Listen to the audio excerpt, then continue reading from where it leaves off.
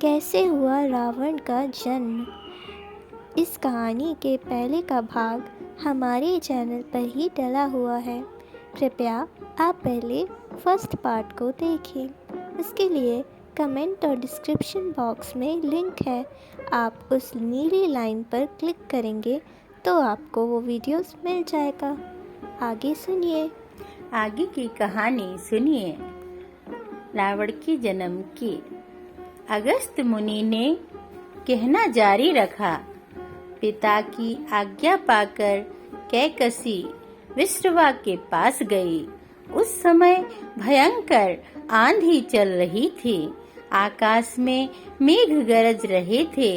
कैकसी का अभिप्राय जानकर विश्रवा ने कहा कि हे भद्रे, तुम इस कुबेला में आई हो।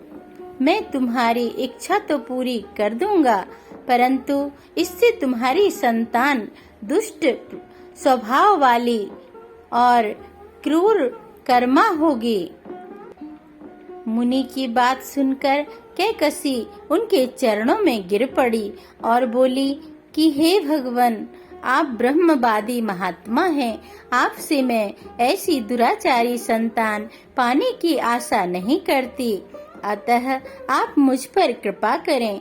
कैकसी के वचन सुनकर मुनि विश्रवा ने कहा, अच्छा, तो तुम्हारा सबसे छोटा पुत्र सदाचारी और धर्मात्मा होगा। इस प्रकार कैकसी के 10 मुख वाले पुत्र का जन्म हुआ, जिसका नाम 10 ग्रीव रखा गया। उसके पश्चात कुंभकर्ण, शूर्पणखा और विभीषण के जन्म हुए। 10 ग्रीव मतलब रावण और कुंभकर्ण अत्यंत दुष्ट थे, किंतु विभीषण धर्मात्मा प्रकृति का था। अपने भाई वैश्रवण से भी अधिक पराक्रमी और शक्तिशाली बनने के लिए 10 ग्रीव ने अपने भाइयों सहित ब्रह्मा जी की तपस्या की।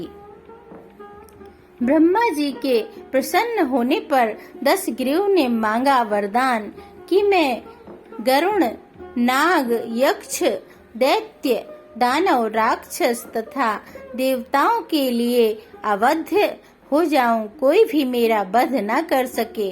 ब्रह्मा जी ने तथास्तु कहकर ऐसा ही हो उसकी इच्छा पूरी कर दी। विभीषण ने धर्म में अविचल मति का और कुंभकर्ण ने बरसों तक सोते रहने का वरदान पाया।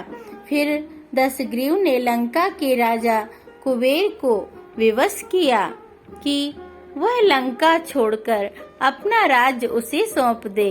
अपने पिता विश्रवा के समझाने पर कुबेर ने लंका का परित्याग कर दिया और रावण अपनी सेना, भाइयों तथा सेवकों के साथ लंका में रहने लगा। सेना सहित लंका में जम जाने के बाद अपने बहन शूर्पणखा का विवाह कालिका के पुत्र दानवराज विदुबेहवा के साथ कर दिया। उसने स्वयं दिति के पुत्र मय की कन्या मंदोदरी से विवाह किया, जो हेमा नामक अप्सरा के गर्भ से उत्पन्न हुई थी।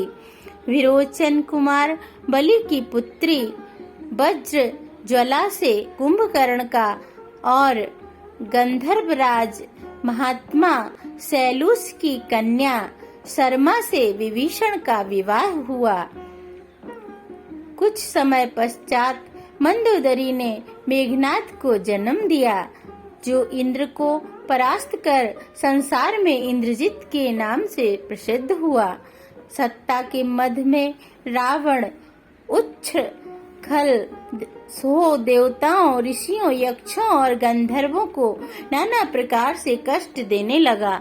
एक बार उसने कुबेर पर चढ़ाई करके उसे युद्ध में पराजित कर दिया और अपनी विजय की स्मृति के रूप में कुबेर के पुष्पक विमान पर अधिकार कर लिया। उस विमान का वेग मन के समान तीव्र था। वह अपने ऊपर बैठे हुए लोगों की इच्छा अनुसार छोटा या बड़ा रूप धारण कर सकता था। विमान में मणि और सोने की सीढ़ियां बनी हुई थीं और तपाए हुए सोने के आसन बने हुए थे। उस विमान पर बैठकर जब वह सरवण नाम से प्रसिद्ध सरकंडों के विशाल वन से होकर जा रहा था तो भगवान शंकर के पार्षद नंदीश्वर ने उसे रोकते हुए कहा कि हे दशग्रीव, इस वन में स्थित पर्वत पर भगवान शंकर क्रीड़ा करते हैं, इसलिए यहाँ सभी सुर असुर यक्ष आदि का आना निषिद्ध कर दिया गया है। नंदीश्वर के वचनों से क्रुद्ध होकर रावण विमान से उतरकर भगवान शंकर की ओर चला। उसे रोकने के लिए उससे थोड़ी दूर पर हाथ में शूल लिए नंदी दूसरे शिव की भांति खड़े हो गए। उनका मुख बानर जैसा था। उसे देखकर रावण ठहाका मारकर हंस पड़ा। इससे कुपित हो नंदी बोले, हे दशानन, तुमने मेरे बानर रूप की अवहेलना की है, इसीलिए तुम्हारे कुल का नाश करने के लिए मेरे ही समान पराक्रमी रूप और तेज से संपन्न बानर उत्पन्न होंगे। रावण ने इस ओर तनिक भी ध्यान नहीं दिया और बोला कि जिस पर्वत ने मेरे विमान की यात्रा में बाधा डाली है, आज मैं उसी को उखाड़ फेंकूंगा। यह कहकर उसने पर्वत के निचले भाग में हाथ डालकर उसे उठाने का प्रयत्न किया। जब पर्वत हिलने लगा तो भगवान शंकर ने उस पर्वत को अपने पैर के अंगूठे से दबा दिया। इससे रावण का हाथ बुरी तरह से दब गया और वह पीड़ा से चिल्लाने लगा। जब वह किसी प्रकार से हाथ ना निकाल सका तो रोते रोते भगवान शंकर की स्तुति और क्षमा प्रार्थना करने लगा। इस पर भगवान शंकर ने उसे क्षमा कर दिया और उसके प्रार्थना करने पर उसे एक चंद्रहास नामक खड़ग भी दिया। इस तरह वह वर पाकर अत्यंत बलशाली हुआ। रावण का जन्म इस तरह हुआ। कहानी समाप्त। कृपया चैनल को लाइक और सब्सक्राइब करें और कमेंट भी, आगे और कहानी भी सुनाएं।